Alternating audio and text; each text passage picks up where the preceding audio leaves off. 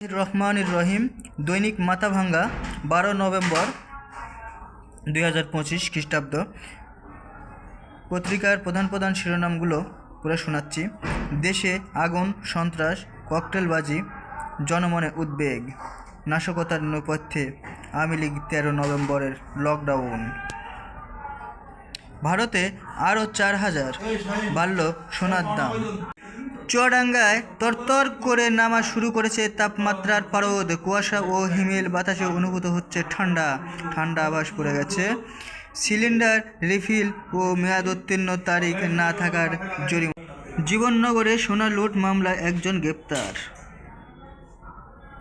আঞ্চলিক অধিদপ্তরের কর্মকর্তাদের সাথে কেরুজ শ্রমিক নেতৃবৃন্দের বৈঠক। ভোট হতে পারে ডিসেম্বরের প্রথম সপ্তাহে। সংসদ নির্বাচনের রাজনৈতিক দল ও প্রার্থীর পুরা আচরণ বিধিমালা জারি ইসির। ভোটের প্রচারে থাকছে না পোস্টার, ড্রোন ব্যবহারও নিষিদ্ধ।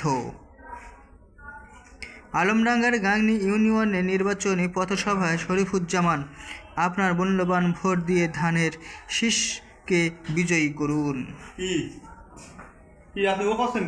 দামুড়হুদার ডুগডুগির আলোচিত জোয়ার আসর কোনোভাবেই হচ্ছে না বন্ধ। ডুগডুগি হামিদের নেতৃত্বে বসছে টাকা হার জিতের আসর। আপনার 54 বছরে যা পাননি তা আমরা করতে চাই।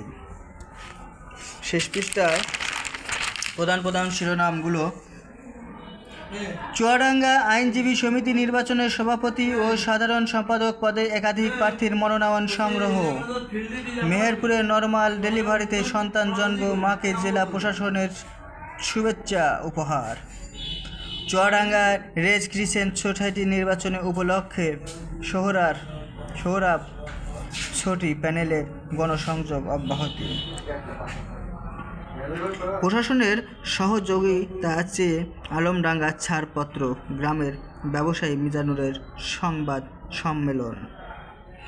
দর্শনায় স্বামীর চিকিৎসার জন্য নবজাতক বিক্রি।